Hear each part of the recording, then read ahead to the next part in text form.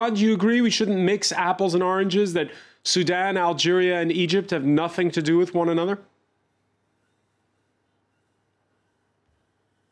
I've always had problems with comparative politics, but I also understand that we are in an increasingly connected world.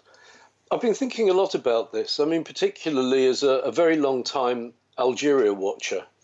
I saw the 88 riots through, I've been through the civil war and the Bouteflika years. And the question actually, the point that Wahid made before, I think, that, a lot of people were staying back because better a bit of stability than chaos was an argument in Algeria. But eventually it got too much for people. I think what we're looking at in Algeria and Sudan, and clearly Dr. Akel is absolutely right, of course, they are very different polities, is sort of, if we want Arab Spring phase 3, perhaps forget the word Arab Spring, what it strikes me as being very interesting, in both countries it's been studiedly peaceful. There have been new modes of organisation, I think the way that people have come out on the streets, the fact that women have been so active in both conflicts. It was fairly clear the Algerian military was going to not be enthusiastic about firing on so many crowds that included their mothers and sisters.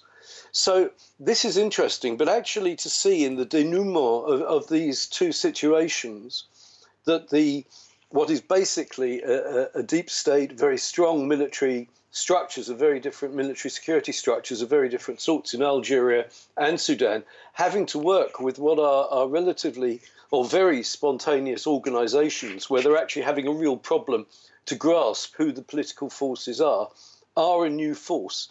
Now, Egypt, as we know, President Sisi does seem to feel very strongly in power.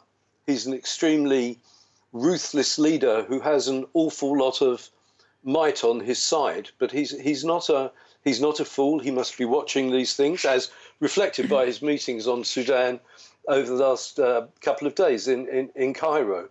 So it must be influencing the situation. But I suspect at the moment it's very different, because I can't see there being any opening at all to opposition in Egypt, because they will have seen that as soon as the opening to opposition comes and might is not seen to be right, then there are problems, as the Bouteflika regime and then the Bashir regime found in Sudan.